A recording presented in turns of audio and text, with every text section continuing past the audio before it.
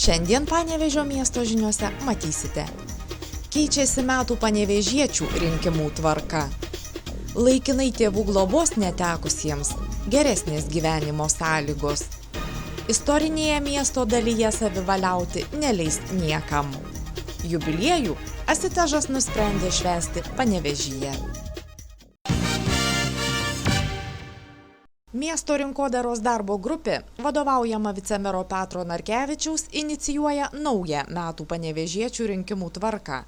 Manoma, kad ji bus priimtinesnė miesto bendruomeniai, gyventojams, kolektyvams, įstaigoms ir organizacijoms, siūlysiančioms kandidatus. Pagal specialybę pririšimas rinkimų tai nėra visiškai teisingas dalykas.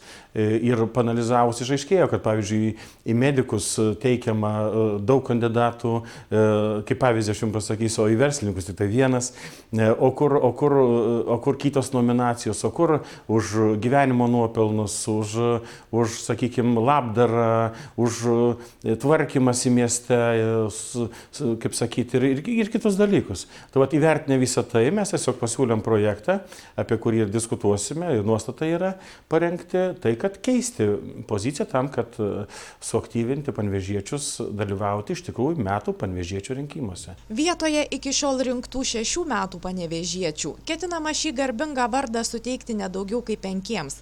Ne tik už gerus darbus Panevėžiui kalendoriniais metais, bet ir už viso gyvenimo nuopelnus.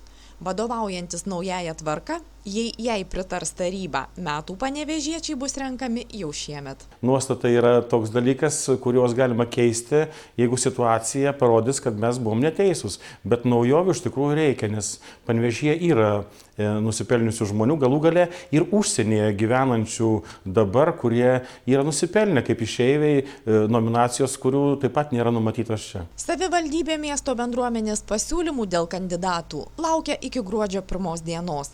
Labiausiai nusipelniusieji piniginėmis premijomis ir atminimo ženklais bus apdovanoti tarp Kalėdų ir Naujųjų metų.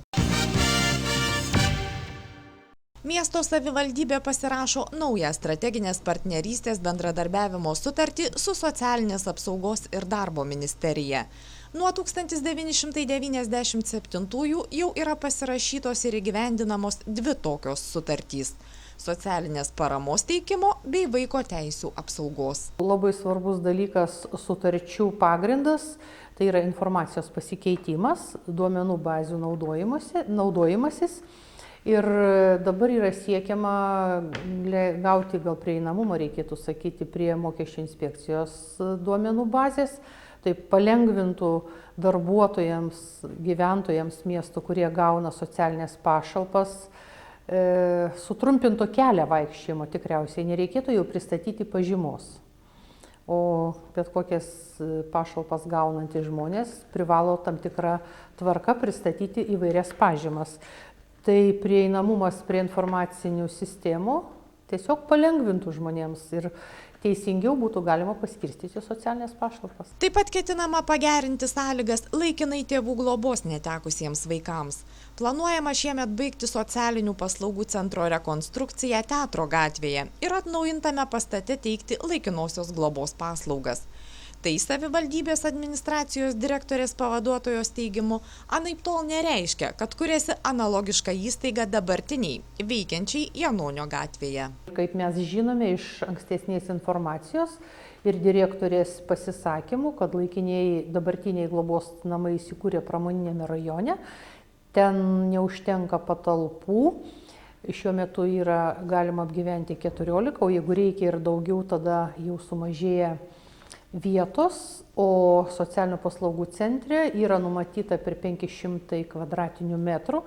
Taip pat, tarp kitko, 14 vaikų galima apgyvendinti, bet reikalo esant galima 20 ir daugiau apgyvendinti, nes visai kitokios sąlygos. Dėl darbuotojų, tai jie neturėtų turėti problemų, yra susitarta, visi darbuotojai perkeliami su vaikais ir negresia joks atleidimas. Jau netrukus savivaldybės tarybai bus pasiūlyta apsispręsti dėl laikinųjų vaikų globos namų prijungimo prie socialinių paslaugų centro. Vėliau, ką daryti su patalpomis Janonio gatvėje, steigti nakvynės namus ar įrengti socialinius būstus, kaip buvo planuota iki šiol.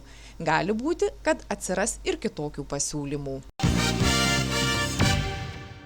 Pradėtas nekilnojamosios kultūros vertybės, Panevėžio miesto istorinės dalies teritorijos ir apsaugos zonos ribų plano baigiamasis etapas. Visuomenė pakviesta susipažinti su naujai parengtu dokumentu, kuris pradžią gavo 2008-aisiais, kuomet miesto istorinė dalis, viso 138 hektarai, buvo įrašyta į Lietuvos Respublikos kultūros vertybių registrą. Dabar šiai dienai šis planas jau yra parengtas, ta teritorija jinai išaugo, sakykime, bet jinai buvo svarstoma, sakykime, ir politikų komitetuose, bet ir architektų sąjungoje. Bet ši didesnė teritorija neišgazdino, nes iš tikrųjų išnagrinėjus visą, ką siūlo mums, sakykime, rengėjai ir kodėl jie išplečia teritoriją, visi argumentai įtikino tiek architektus, tiek politikus ir dabar yra pateikta visuomeniai susipažinti, ką, sakykime, saugom, kas tai yra istorinė dalis ir jos apsaugos zonos. Su planu gyventojai kviečiami susipažinti internetinėme savivaldybės puslapyje arba tiesiog ateiti į savivaldos rūmus. Brėžiniai yra iškabinti. Po to, kai planą patvirtins taryba, iki 2012 m. gegužės mėnesio bus parengtas ir specialusis tvarkymo planas. Jame bus numatyti labai aiškus, sakykime, tvarkymo režimai, užstatymo linijos, aukštingumai ir visi kiti dalykai, kur bus labai aišku pažiūrėjus į planą, pasakyti, kas kokioje dalyje yra leidžiama ir kas yra neleidžiama. Ir šituo planu mes tengiamės, sakykime, kažkaip sureguliuoti mieste chaosą, kad nebūtų ir aukštingumo atžvilgių, ir medžiagiškumo. Ir, sakykime, gatvės, kurios yra labai svarbios Panevėžio miesto. Panevėžio miesto istorinė dalis, pasak specialistų, įdomi tuo, kad įprastai senamiestis vientisa teritorija, tuo tarpu Panevėžyje taip nėra. Siūloma saugoti Ramygalos gatvę su jos malūnais, didelės Mėlynės gatvės dalį, abi jos vartai į miestą. Negana to tvirtinama, kad naujasis dokumentas pažabos ir gyventojų, ir valdininkų savivalę. Kas leidžiama, o kas nevalia, bus aiškiai reglamentuota.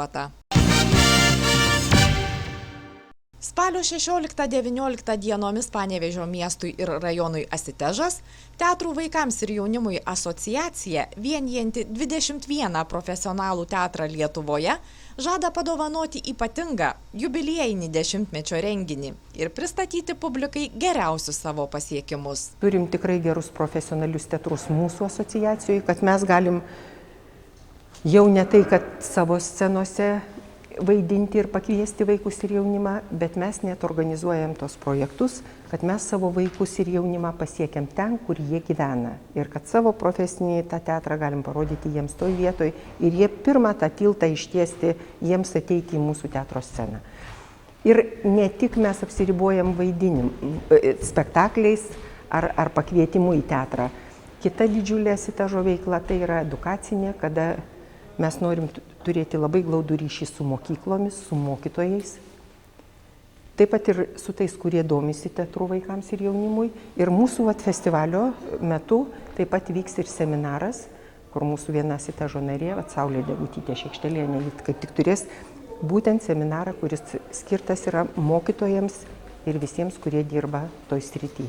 Tuomet, kai reikia garsiai paskelbti prioritetus, dažna valdžios institucija tvirtina: taip, tai mūsų vaikai ir jaunimas, sako Violeta Podolskaitė.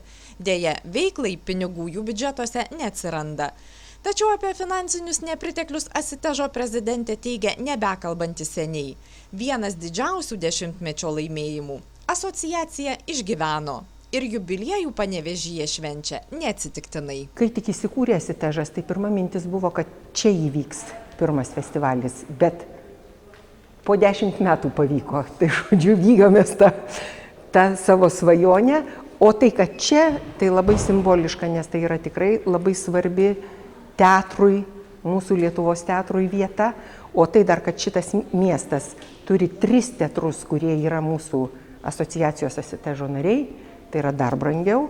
Ir yra dar vienas tokia mūsų užduotėlė, kurią aš pati savo tokį uždavinį esu iškėlusi, kad Vilniuje mes dirbam, mes labai daug renginių turim, bet mes turim visoje Lietuvoje dirbti Ir džiaugiuosi, kad nariai yra ir Klaipėdoj, ir Kaune, ir Alytuj, ten irgi jau vyko festivaliai.